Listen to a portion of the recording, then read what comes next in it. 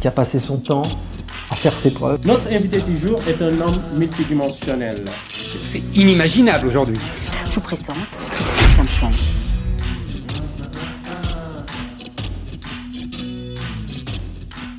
Alors bonjour les amis de la raison, j'espère que vous allez bien.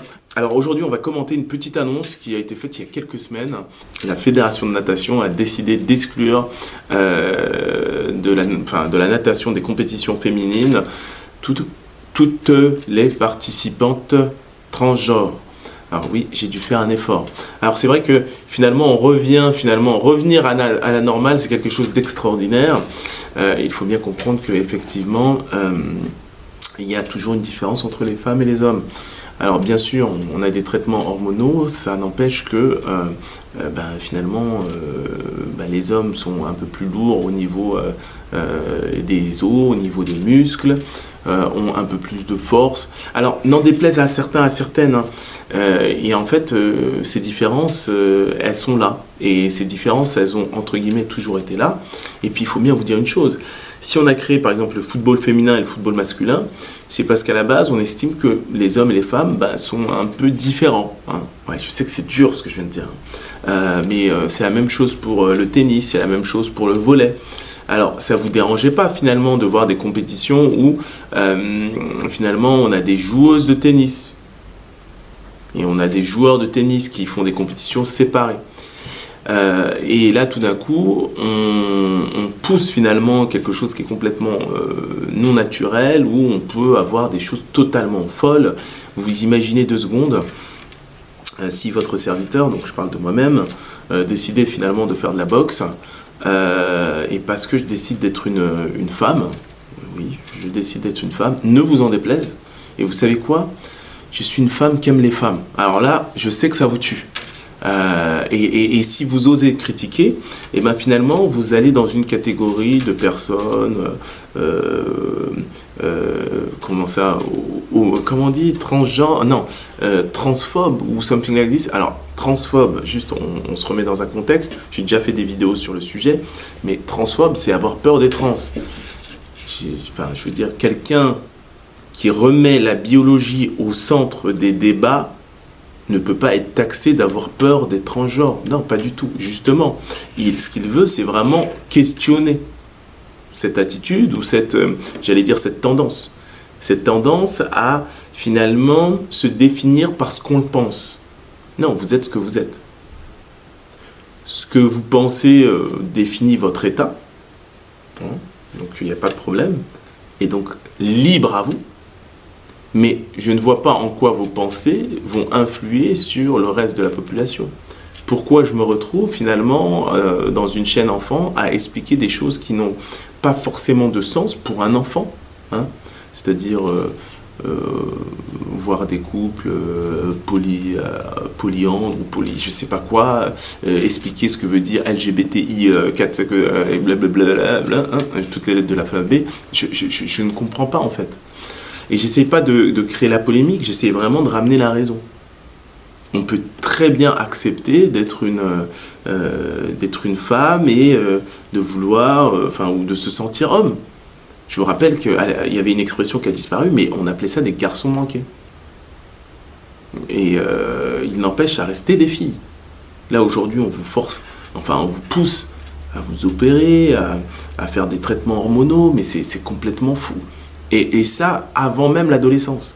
Donc on arrive à vraiment quelque chose de complètement fou. Et d'ailleurs, des études commencent à émerger où on voit que tous ceux qui se sont transformés, finalement, le regrettent. Ceux qui se sont transformés préadolescents. D'accord ? Donc il y a des statistiques qu'on ne veut pas vous montrer. Et il n'est pas normal que, ayant motivé une tendance, donc ayant fait du marketing pour une tendance à pousser à la transformation, voyant 10 ans plus tard les résultats, on n'utilise pas ce même marketing pour vous dire que peut-être qu'on s'était trompé. Non. Ces stats, elles restent secrètes. D'accord ? Il y a beaucoup de choses finalement qu'on nous cache, mais j'aimerais remettre le naturel à l'ordre du jour.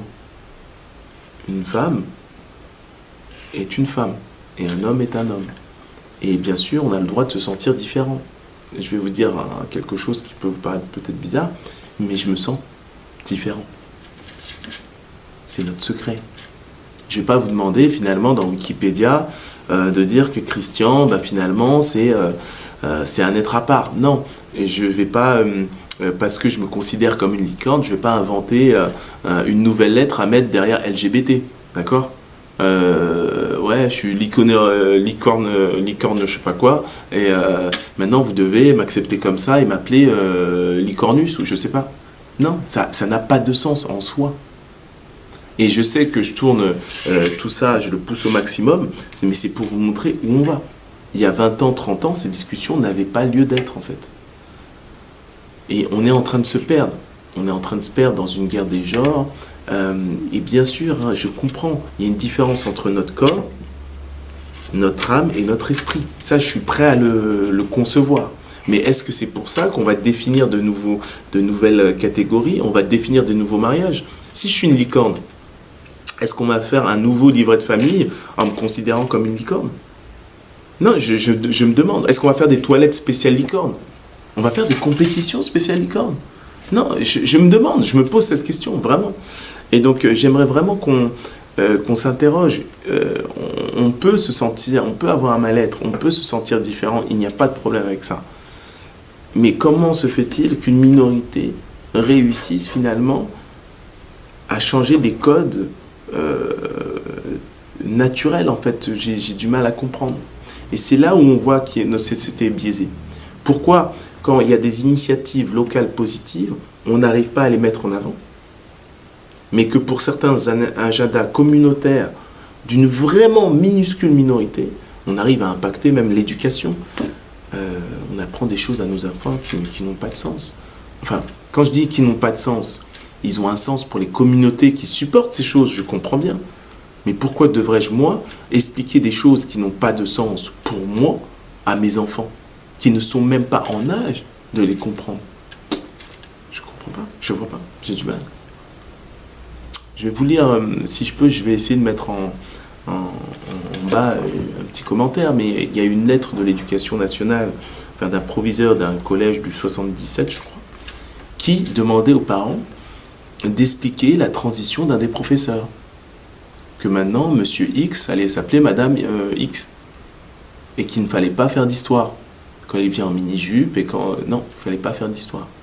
Une transition qui a eu lieu en Pâques. Donc, c'est-à-dire que Monsieur X ou Madame X, je ne veux pas rentrer dans ces débats, a décidé de faire une transformation sur sa personne, mais c'est nous qui devons la subir. Alors qu'il aurait été évident ou beaucoup plus facile de finalement attendre la fin de l'année, de peut-être changer de collège et de se recréer, se réinventer, quand on y pense. D'accord? Donc je trouve ça un peu dommage finalement qu'on arrive à ce genre de prise d'otage.